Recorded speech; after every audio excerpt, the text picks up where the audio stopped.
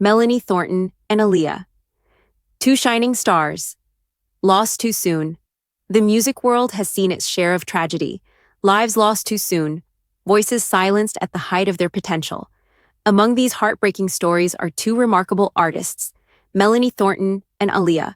Both were trailblazers in their genres, admired not only for their talent but for their charisma, beauty, and global appeal.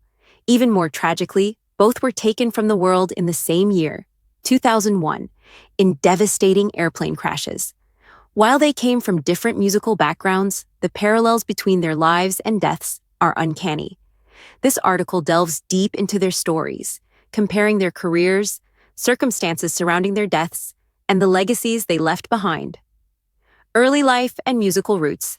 Aaliyah Dana Houghton, born on January 16, 1979, in Brooklyn, New York, and raised in Detroit, Aaliyah Dana Houghton was destined for stardom. Her name, which means the highest, most exalted one, proved prophetic. She started singing at a young age and was heavily influenced by her mother, who was also a vocalist. At just 10 years old, Aaliyah appeared on the TV show Star Search. And by 12, she signed with Jive Records and Blackground Records, backed by her uncle Barry Hankerson. Her debut album, Age Ain't Nothing But a Number, 1994, produced by R. Kelly, was a commercial success. With her silky voice, sultry style, and mature presence, she quickly became a household name. Despite early controversies, Aaliyah went on to release critically acclaimed albums like One in a Million, 1996, and Aaliyah, 2001. The latter considered one of the best R&B albums of all time. Melanie Thornton, born May 13, 1967, in Charleston, South Carolina, also showed an early passion for music. With her powerful voice and gospel roots, Thornton developed a style that blended soul, R&B, and pop. Unlike Aaliyah, Melanie's rise came not through the American charts, but in Europe, particularly Germany, where she moved in the early 1990s. She became the lead singer of La Bouche, a Eurodance duo known for infectious hits like Be My Lover and Sweet Dreams. La Bouche found massive success throughout the mid-90s, and Melanie's soulful, commanding vocals were a defining feature. After parting ways with La Bouche, she embarked on a solo career, releasing the album Ready to Fly in 2001, showcasing her versatility and growth as an artist. Rise to stardom. Though their musical styles differed, Aaliyah rooted in American R&B and hip-hop, Melanie in Eurodance. Their success stories were built on resilience, talent, and timing. Aaliyah broke into an industry dominated by men and older voices, carving a niche for herself as a young, confident performer who could deliver ballads and bangers with equal grace. Her collaborations with Timbaland and Missy Elliott revolutionized the R&B sound of the late 90s. She also dipped into acting, starring in Romeo Must Die and filming for Queen of the Damned, proving she was a true multi-hyphenate. Melanie Thornton's journey was more international. Although she never quite cracked the American mainstream, she was a superstar across Europe. Her voice transcended borders, languages, and genres. Whether performing in nightclubs or major festivals, Melanie always delivered.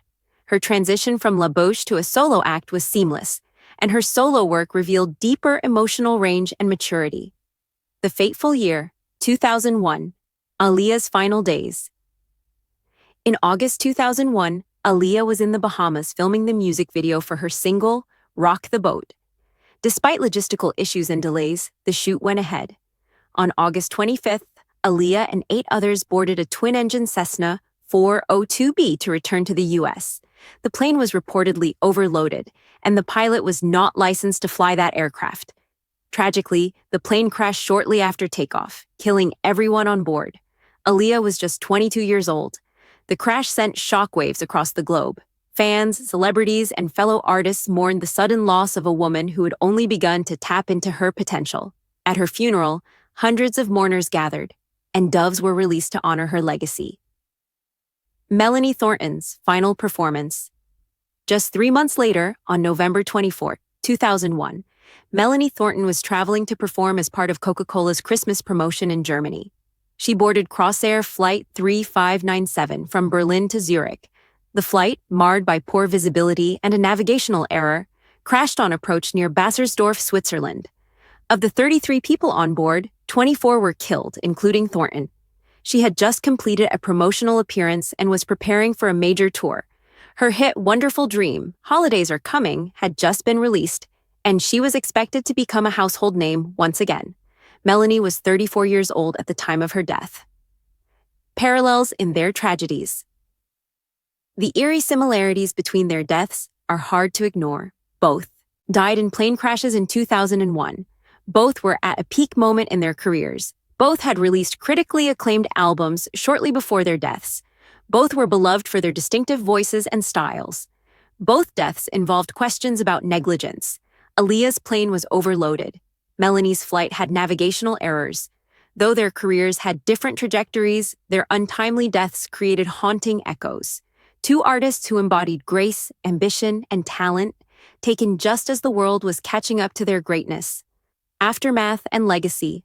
Aaliyah's enduring impact. In the years since her passing, Aaliyah's influence has only grown. Her fashion, music, and attitude continue to inspire new generations of artists, including Beyoncé, Rihanna, Drake, and Normani.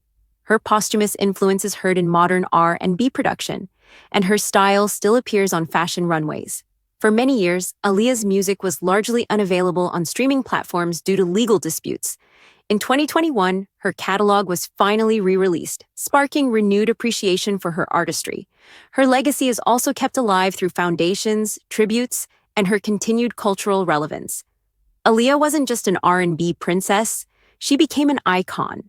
Melanie Thornton's legacy, Melanie's legacy, while perhaps less globally mainstream, remains potent, especially in Europe.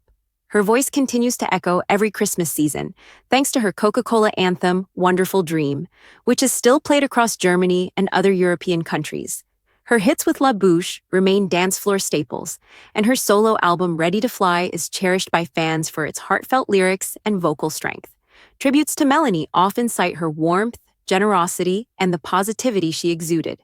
While her death didn't receive the same international media frenzy as Aaliyah's, her impact on the Eurodance and pop soul scenes is undeniable. The pain of what if. The deaths of Aaliyah and Melanie Thornton stir the heartbreaking question of what if? What if Aaliyah had continued acting, perhaps becoming an Oscar-nominated actress? What if she had released more albums, influenced more artists, redefined the R&B genre even further? What if Melanie had completed her promotional tour? What if her soulful sound had finally caught fire in the US? These questions can never be answered, but they fuel the bittersweet remembrance of artists who left us with so much, and yet not enough. Conclusion. Aaliyah and Melanie Thornton were stars in their own right.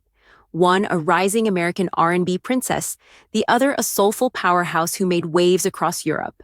Though their styles, audiences, and trajectories differed, their tragic ends bind them in history. Both were taken from the world in 2001, in eerily similar ways, while standing on the threshold of even greater fame. Their music lives on, through remastered albums, annual tributes, playlists, and the voices of younger artists they inspired. In death, they became eternal. Gone far too soon, Aaliyah and Melanie left behind more than just songs. They left behind stories of brilliance, resilience, and grace. As fans and music lovers, we remember not just how they died, but how they lived, vibrantly, passionately, and with a love for their craft that still moves us today.